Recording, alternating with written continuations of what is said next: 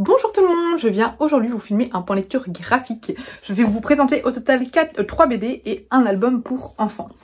Je vais commencer avec la BD qui m'a complètement bouleversée. Il s'agit de Face au vent de Fanny Leib et Cyrielle Pisapia. Cyrielle Pisapia étant l'illustratrice et Fanny Leib, je sais pas comment on dit, l'autrice qui en fait témoigne ici de ce qui lui est arrivé.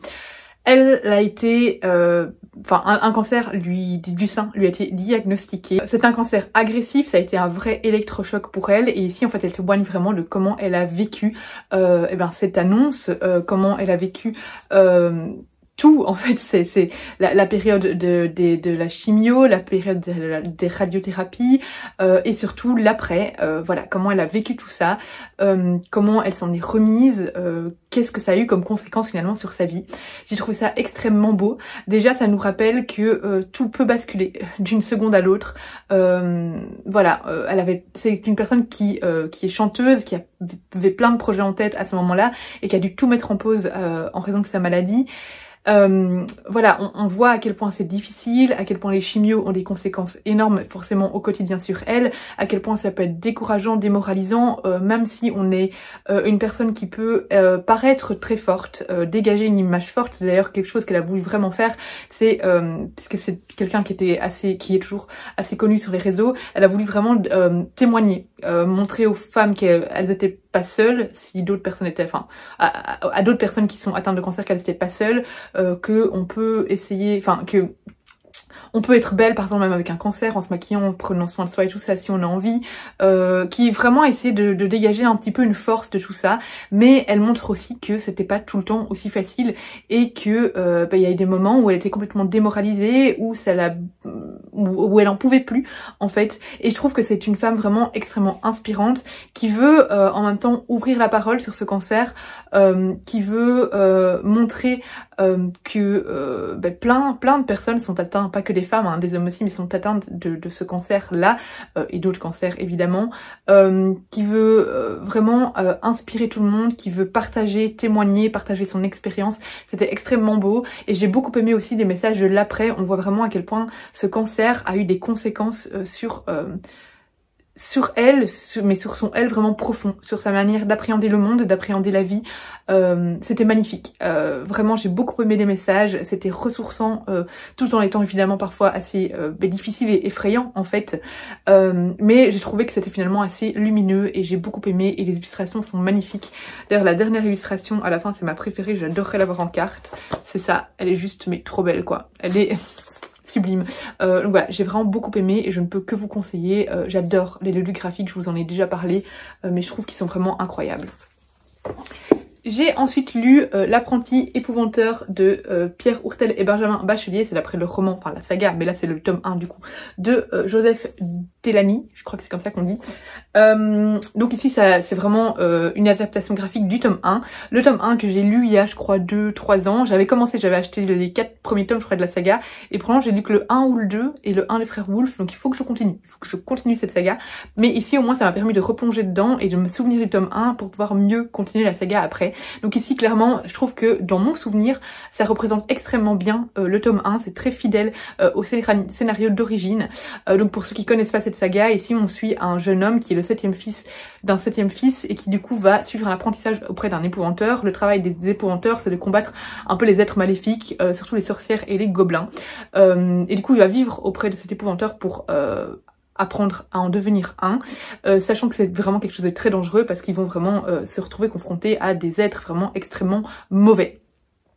Et j'ai beaucoup aimé parce que je trouve que les illustrations sont très moches mais belles en même temps. En fait je trouve que elles correspondent tellement bien, elles sont vraiment horrifiques et elles correspondent vraiment bien à l'esprit du livre, parce que vraiment au niveau des illustrations il y en a qui sont vraiment, je dis pas que les dessins sont moches en soi, par exemple ici c'est très sombre etc, là j'aime bien en soi les dessins, mais les moments vraiment très moches c'est quand on voit les sorcières, quand on voit les monstres, c'est vraiment un côté très horrifique et vraiment regarde par ici, là les dessins sont très moches mais en même temps c'est voulu pour, en fait c'est vraiment Là par exemple c'est vraiment exagéré au niveau des traits, mais j'ai adoré justement cette ambiance et cette représentation que les auteurs / dessinateurs ont fait de la saga L'Épouvanteur. Je trouve que ça retranscrit bien vraiment l'ambiance sombre, l'ambiance glauque, l'ambiance morbide des romans. J'ai trouvé ça vraiment incroyable. Je crois que si vous avez aimé L'Épouvanteur, vous aimerez cette adaptation graphique parce que elle est parfaitement dans l'esprit de la saga.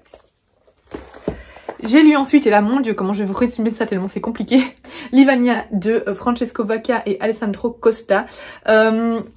Ici on suit un jeune homme, Emon. Alors je retiens jamais les prénoms faciles, mais les prénoms compliqués c'est bon. Emon et Livonia, ils vivent ensemble, je ne sais plus en quel siècle, mais plutôt au Moyen-Âge. Emon va partir en guerre et en fait il va apprendre que sa femme a été intégrée à un clan de sorcières. Il va vouloir intervenir pour que sa femme ne devienne pas une sorcière lors d'un de leurs rituels. Et en fait, comme au moment où il va intervenir, il y avait un esprit, un arbre, quelque chose comme ça qu'ils étaient en train d'invoquer, qui va du coup le faire tomber dans un trou et il va disparaître. Et en fait cette histoire ça va être cet homme, Emon, qui va chercher sa femme à travers les siècles parce que Livonia est une sorcière qui se réincarne à chaque fois grâce à son livre. Très difficile à vous expliquer. J'ai beaucoup aimé, vraiment j'ai beaucoup aimé cette BD qui est entièrement en noir et blanc. Mais au début je me suis dit c'est en noir et blanc, ça manque de couleurs, c'est bizarre, mais en fait j'ai beaucoup aimé finalement. J'ai beaucoup aimé les graphismes et le noir et blanc finalement ne m'a pas dérangé. J'ai trouvé ça vraiment plein de rebondissements, une belle histoire d'amour finalement, mais avec vraiment voilà une intrigue très dynamique, beaucoup de magie. Il y a des messages forcément par rapport à la sorcellerie, par rapport aux préjugés, par rapport aux sorcières qui continuent qui continue au fur et à mesure des siècles, au fil des siècles, voilà, c'est ça que je cherchais. Vraiment, j'ai trouvé que c'était une BD de très très grande qualité, avec une histoire vraiment très prenante. Et j'ai beaucoup aimé suivre Emon et Livonia dans cette aventure. Voilà, c'était vraiment une BD très riche et très bien construite. Et ensuite, c'est un petit graphique que j'ai lu du coup avec Enzo, c'est Adam et le fabuleux cirque Von Trapèze. Qui nous emmène dans des illustrations incroyables. Franchement, je trouve que les illustrations sont absolument sublimes dans le monde du cirque. On va suivre ici un enfant. Toute sa famille travaille dans un cirque depuis toujours en fait. Et chacun a un talent particulier et est intégré à sa manière dans le cirque. Mais cet enfant, Adam, est complètement à l'écart de tout le monde.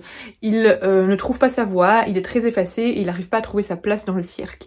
Et en fait du coup c'est un magnifique album qui parle de la différence, qui parle de la recherche de soi en fait, sa recherche d'identité, sa recherche de... Enfin comment aussi être... comment trouver son identité parmi une famille qui est déjà aussi très... ancré dans un monde, le monde du cirque ici, qui est très qui a son chemin dessiné. Finalement c'est assez fermé parce que eux c'est tous dans le monde du cirque. Qui est très extravagante, qui a pas eu du mal à trouver sa voix, et là on a ce petit garçon qui lui a du mal à trouver sa voix. C'était très beau au niveau des messages, c'était très beau au niveau des illustrations.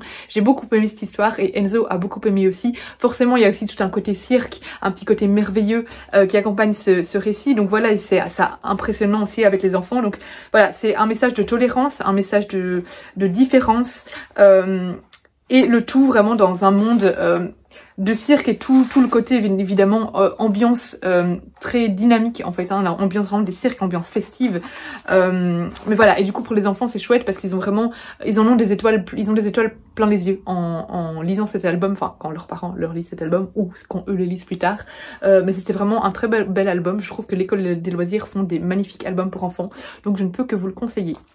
C'est tout pour ce mini point lecture graphique, j'espère qu'il vous aura plu.